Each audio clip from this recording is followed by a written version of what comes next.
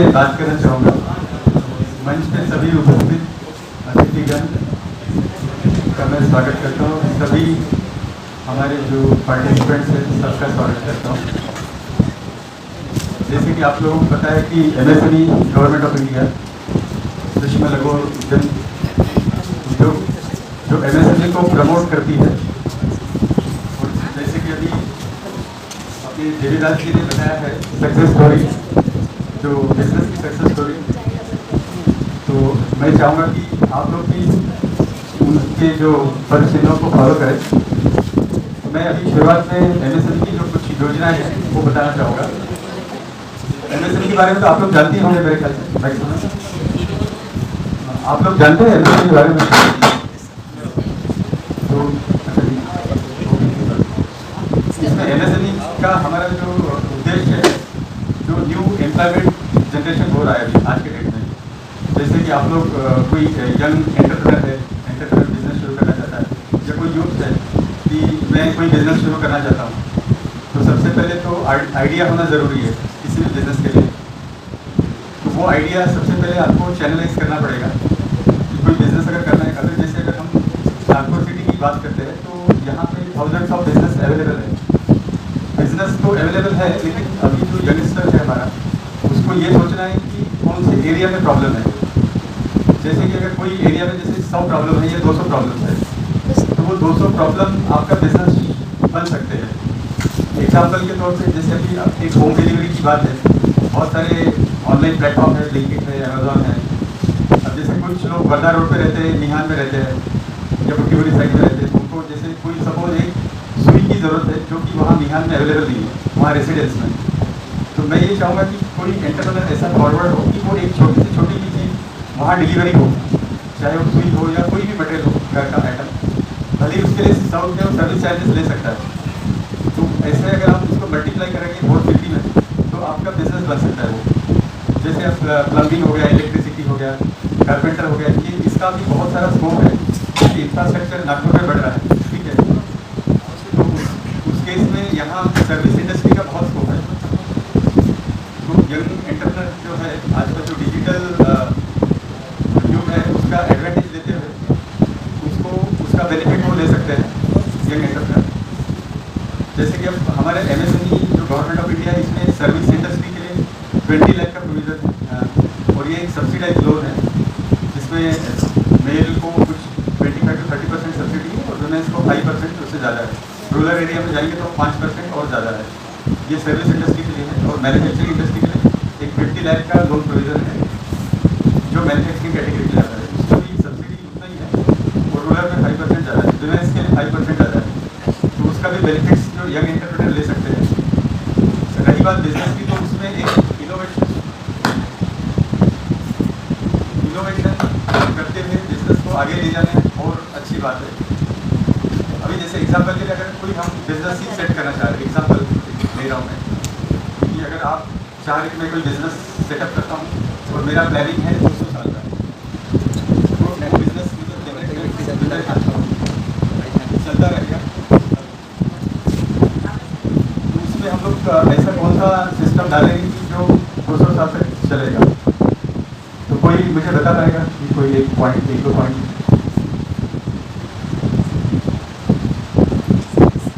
अभी एग्जांपल के लिए अगर हम जो बड़े बिजनेस को जो देखते हैं, टाटा ग्रुप को आप जानते हो कि सालों से चला आ रहा है। तो उनके कोई बिजनेस वैल्यू है, एथिक्स है, वैल्यू सिस्टम है, इसलिए वो आज भी चल रहा है और उनका नाम है मार्केट में, ठीक है। अगर आप थोड़ा शॉर्ट टर्म गेम में सोचोगे तो आप रिलायंस इंडस्ट्री को देखोगे, ठीक है। तो हमारे बिजनेस में हम लोग को एक इथिकल वैल्यू सिस्टम, मैनेजमेंट और ये बहुत सारी चीज़ें डालनी पड़ेगी। तो डेफिनेटली वो लॉन्ग रन में चलेगा, सालों साल चलेगा। अभी जैसे आप पार्ले जी का एग्जांपल देख लो, निरमा का देख लो, ये सब कितने सालों पहले बिजनेस शुरू हुए थे और आज भी चल रहे हैं और आगे भी चलते रहेंगे। और उसमें फिर आप सेगमेंटल डेवलपमेंट कर सकते हो। कोई जैसे अगर कोई भी बिजनेस है फूड से रिलेटेड है, उसमें आप फूड है, वाटर है, बहुत सारी चीज़ें उसमें ऐड अप कर सकते हैं। अभी जैसे मैं मुंबई में भी था पहले स्पेशल इकोनॉमिक जोन में, तो नागपुर का जो निहान है वो भी मेरे अंडर में था। तो 5 साल मैंने उसका कारोबार देखा है। वहाँ पे जो जैसे बड़े ब्रांड है, TCS है, इन्फोसिस है, एयर इंडिया है, ये सब मेरे हाथ की है, इन्फोसिस वगैरह, जो कि आईटी बिजनेस है कुछ और कुछ मैन्युफैक्चरिंग भी है। तो उस तरह से, और मुंबई में जो स्पेशल इकोनॉमिक जोन है अंधेरी, वहाँ पे करीब 200 से 250 ज्वेलरी यूनिट है, डायमंड इंडस्ट्री है। बहुत सारी जो पूरी 80% जो ज्वेलरी है इंडिया का जो एक्सपोर्ट है वो यूएसए को मुंबई से होता है, स्पेशल इकोनॉमिक जोन से। चाइना को डायमंड ज्वेलरी एक्सपोर्ट होती है। गल्फ में जो दुबई वगैरह है, वहाँ जो उनके मस्जिद वगैरह जो गोल्ड के जो डोर्स वगैरह जो लगते हैं वो इंडिया से जाते हैं। तो बिजनेस अपॉर्चुनिटी बहुत सारी है। जैसे अभी नागपुर एक डेवलपिंग सिटी बनते जा रहा है, तो यहाँ बिजनेस का स्कोप बहुत ज़्यादा है और उसको आपको एक्सप्लोर करके फाइंड आउट करके वो उसके तरफ देखना ज़रूरी है। अगर आप लोग ये नहीं करोगे तो फिर अक्रॉस द सिटी जो दूसरी सिटी है, मुंबई, पुणे, बाकी वहाँ से लोग आके यहाँ पे बिजनेस करेंगे, तो जो लोकल जो है बिजनेस अपॉर्चुनिटी वो आप लोग मिस करोगे। तो हमारे यूथ से भी मैं ये कहना चाहता हूँ कि वो उसको सोचे समझे और उसको डेवलप करें। और जो एग्जिस्टिंग जो एंटरप्रेनर भी है वो भी उसको कैसे इनोवेट करके उसको और कैसे डेवलप कर सकते हैं, कितना क्वालिटी पैरामीटर पे डेवलप कर सकते हैं, इस तरह से उसको वो एक्सप्लोर करें। उसके लिए हमारा जो एमएसएमई डिपार्टमेंट है वो सपोर्ट करता है सभी बिजनेसमैनों को। केवीआईसी है, एनएसआईसी है, ये सब हमारे एमएसएमई के डिपार्टमेंट हैं जो बिजनेस को सपोर्ट करते हैं। उनके मार्केटिंग के लिए जो एग्जीबिशंस होते हैं उसके लिए रिफंड स्कीम है।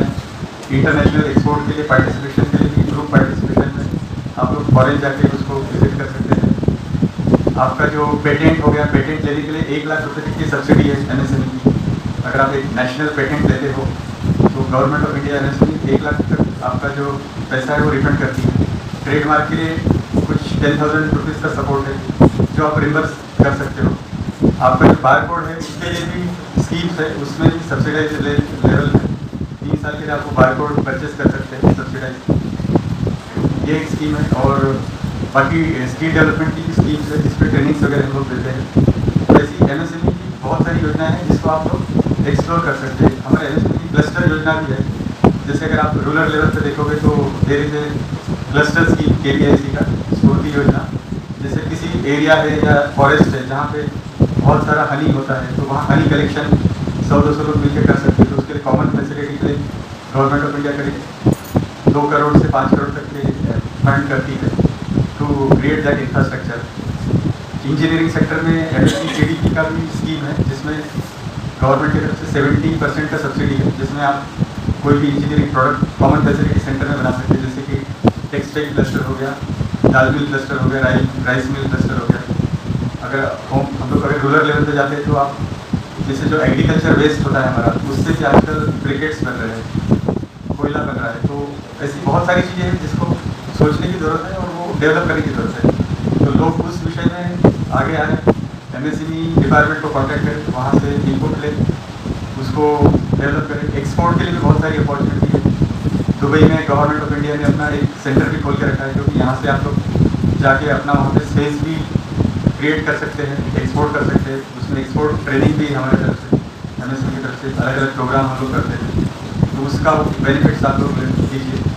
इंडिया लेवल पे भी बहुत सारा बिजनेस अपॉर्चुनिटी है हर स्टेट का, तो वो आप लोग डेवलप कर सकते हैं। जैसे इमिटेशन ज्वेलरी हो गया, या कोई एक बहुत अच्छा जैसे अभी सर ने बताया, राहुल सर ने कि बहुत सारे जो मूर्तियाँ हैं, ये सब चीज़ें हैं। तो ऐसा एक आध अगर सपोज आप लोगों ने नागपुर में एक बहुत अच्छा आउटलेट ओपन कर दिया जहाँ वो सब चीज़ें मिले, तो लोगों के लिए भी आसानी होगी और पैन इंडिया में भी लोग आके उसको लेंगे, या फिर ऑनलाइन भी आप सेल कर सकते हैं। तो ये सब आइडियाज़ हैं जो मतलब इंटेंशन ये है कि हर आदमी की रिक्वायरमेंट अलग अलग है, और वो उसको समझ के अगर हम लोगों ने कोई अगर चीज़ें क्रिएट कर दी या बिजनेस क्रिएट कर दिया तो उसको आसानी हो जाएगी, वो इजीली उसको परचेस कर पाएगा। परचेस करेगा तो वो एक आपका प्रॉफिटेबिलिटी होगी बिजनेसमैन की। और इसमें उसी बहाने आप लोग अगर कोई बिजनेस सेटअप करते हैं तो उसमें आपको एम्प्लॉयमेंट जनरेशन भी हो रहा है। आप लोग एम्प्लॉयमेंट जनरेट करके अपने लोगों को जॉब भी दे रहे हो। उसमें मैं चाहूँगा कि जो भी यूथ है वो एक बहुत अच्छी स्किल को आत्मसात करें, स्किल, और उस स्किल के साथ वो बिजनेस को आगे बढ़ाए। और इवन जो एम्प्लॉय है उनको भी एक स्किल देना बहुत ज़रूरी है। आपका प्रेजेंटेशन कैसा हो, आपका अप्रोच कैसा हो, आपका बात करने का तरीका कैसा हो, ये बहुत सारी चीज़ें बिजनेस में मायने रखती है। It is nothing but A marketing. आप अपने आप को कैसे मार्केट कर रहे हो। जैसे टॉप लेवल पे अगर आप कॉर्पोरेट में जाते हो और आप बिजनेस करना चाहते हो, तो भले ही आप कोई बहुत पढ़ा लिखा हो या कोई एक कम पढ़ा लिखा हो, लेकिन जो आपका प्रेजेंटेशन होगा वही उसको एक्साइट करेगा बिजनेस मिलने में, और उसी को बिजनेस मिल जाएगी। तो ये सब हमें डेवलप करने की ज़रूरत है। अदरवाइज बिजनेस में ऐसा मतलब ये सब चीज़ें होना बहुत ज़रूरी है, तभी आप उसको अचीव कर सकते हैं। इंटरनेशनल लेवल पे आप एक बहुत अच्छा प्लेटफॉर्म पे खड़ा कर सकते हैं, डिजिटल प्लेटफॉर्म खड़ा कर सकते हैं, बिजनेस डेवलपमेंट कर सकते हैं। एग्रीकल्चर भी बहुत बड़ा सेक्टर है हमारा, जिसमें बहुत सारा चेंजेस हो रहे हैं, उसमें बिजनेस डेवलप हो रहे हैं, तो उसको भी डेवलप कर सकते हैं। रूरल लेवल पे अगर जो बचत योजनाएं वगैरह है वो गवर्नमेंट का सपोर्ट है, तो उसमें भी छोटे छोटे उद्योग डेवलप हो सकते हैं। और जितना भी लोकल प्रोडक्ट है, होम मेड प्रोडक्ट है, उसको आप बढ़ावा दीजिए। जैसे हम लोग मैगी खाते हैं, हम चाहेंगे कि मैगी के बजाय आप लोग ऐसा सेवई बनाए हैं घर में जो साल भर आप उसको यूज़ करो और खाइए, ताकि ये जो मल्टीनेशनल का जो प्रोडक्ट है उसको भी हम लोग थोड़ा अवॉइड कर सकें और हेल्दी फूड ले सकें। तो रूरल लेवल से यही मैं निवेदन करूँगा कि वो होम मेड जो पढ़ा है उसमें ब्रांड बनाए, तो मार्केट तो बहुत मिल जाएगा। अगर इसके अलावा भी अगर कोई और भी समस्या है या टेक्निकल विचार विमर्श करना है, इनपुट चाहिए, चाहे वो सुई हो या एयरक्राफ्ट हो या शिप हो या ज्वेलरी हो या डायमंड हो, किसी भी सेक्टर में अगर आपको कोई इनपुट चाहिए या गाइडेंस चाहिए, तो हमारा MSME ऑफिस हमेशा तैयार है वो इनपुट देने के लिए। मैं चाहूँगा कि अगर किसी का कोई सवाल भी है तो पूछ सकते हैं मेरे को, या फिर मैं अभी यहाँ मेरा भाषण समाप्त कर रहा हूँ। Thank you very much. महापुरुष यांना त्रिवार वंदन करतो। बंधूंनो, आज आपण मंचावर उपस्थित सर्व माननीय नेतेगण, सन्माननीय पाहुणे, बाणाई पुरस्कृत महात्मा ज्योतिबा फुले व्यवसाय व मार्गदर्शन केंद्राच्या माध्यमातून व्यवसाय उद्योजक मार्गदर्शिकाचे आज निर्देशिकाचे आज उद्घाटन झालं। म्हणजे त्या अनुषंगाने इथे बऱ्याच लोकांची इथे बिझनेस विषयी बरीच माहिती इथे उपलब्ध झालेली आहे। तर महत्त्वाचं म्हणजे मला बोलण्यासारखं असं फारसा काही विशेष मी काही तुम्हाला हे करू शकत नाही, परंतु त्या माध्यमातून मी तुम्हाला एक माहिती देऊ इच्छितो की बिझनेस म्हटलं की सर्वात पहिल्यांदा प्रॉब्लेम येतो हा फंडचा। तर हा फंड आपण कुठून उपलब्ध करावा ह्यासाठी आपल्याला बरीच अडचण भासते। तर त्यासाठी बाणाईंनी आजपासून 2 वर्षाआधी याची सुरुवात केलेली आहे, हे मी आपणास प्राथम्याने सांगू इच्छितो।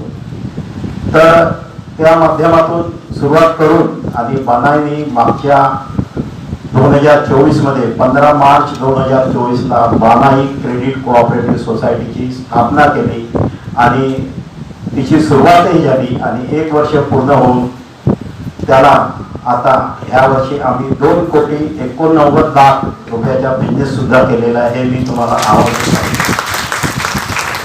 तर महत्त्वाचे म्हणजे इथे पहिल्याच पेजवरती तुम्ही आर्थिक आंदोलनाची फलप्राप्ती म्हणून इथे नमूद केलेलं आहे आणि तिथे दुसऱ्या पॉइंटमध्ये लिहिलेलं आहे, बुद्धिस्ट जनमाध्यमासाठी वित्तीय आधारभूत संरचनेची बांधणी व उभारणी। तर हा महत्त्वाचा पाया बाणाईंनी आधीच सुरू केलेला आहे। म्हणजे बाणाई क्रेडिट कोऑपरेटिव्ह सोसायटीच्या माध्यमातून वित्तीय आधारभूत संस्थेची बांधणी आणि उभारणी ऑलरेडी सुरू करण्यात आलेली आहे आणि तीही पूर्ण नागपूर जिल्ह्यामध्ये आपण तयार केलेली आहे। त्याचे 3,192 सभासद आम्ही प्रथमच तयार केले आणि त्यांच्या माध्यमातून 60 लक्ष आम्हाला टार्गेट होतं। 60 लक्षच्या ऐवजी आम्ही 80 लाख रुपये जमा करून ती भागभांडवल उभारलं आणि बाणाईला सुरुवात केली। तर त्याच्या श्रेय मी बाणाईचे अध्यक्ष आणि आमचे प्रवर्तक श्री अरविंद गेडाम साहेब यांना देतो। त्यांच्याच माध्यमातून हे सर्व सुरुवात झालेली आहे आणि मी सध्या बाणाईचे अध्यक्ष म्हणून कार्यरत आहे। तर महत्त्वाचे म्हणजे तुम्हाला सांगण्यासारखं आहे इथे की जेव्हा केव्हा तुम्हाला भागभांडवलाची आवश्यकता पडेल तेव्हा बाणाई क्रेडिट सोसायटीकडे आपण यावं। आपल्या रोजगारासाठी तिथे अनेक प्रकारच्या सुविधा उपलब्ध आहेत. अनेक प्रकारचे कर्ज योजना तिथे उपलब्ध आहेत, तर त्या माध्यमातून आपण त्याचा लाभ घ्यावा एवढे मी आपला सांगू इच्छितो. कारण आजची परिस्थिती जर बघितलं तर खाजगीकरणाच्या माध्यमातून नोकऱ्यांची कमी भासत आहे. नोकऱ्या ह्या सरकारी नोकऱ्या ह्या कमीत कमी होत चाललेल्या आहेत. त्याच्यामुळं आपल्याला आता रोज म्हणजे नोकऱ्या करण्याच्या ऐवजी आपल्याला आता व्यवसाय केल्याशिवाय आपल्याला कुठलाही मार्ग आलेला नाही.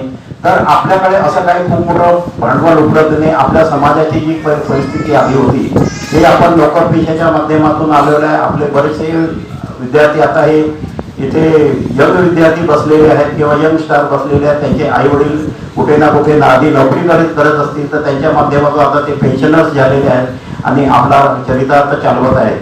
तर त्याच्या माध्यमातून आपल्याला आता व्यवसाय कसा करावा, थोडा बहुत आपला घरून पैसा उभारून काही पैसा बँकेच्या मार्फत आणि काही पैसा इतरत्र आणि आपला आता ज्या लोकांनी आपल्याला मार्गदर्शन केलं त्यांच्या माध्यमातून त्यांचं ज्ञान आपल्यापर्यंत पोहोचून आपण त्यांचे मार्गदर्शन घेतलेलं आहे. तर त्यांच्या माध्यमातून आपल्याला जी काही पैशाची आवश्यकता भासेल तर त्या कर्ज माध्यमातून आम्ही उपलब्ध करून देणार आहोत एवढं मी सांगतो आणि माझे 2 प्रयत्न पूर्ण करतो.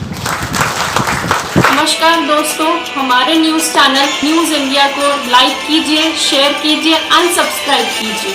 हम मिलेंगे फिर. धन्यवाद.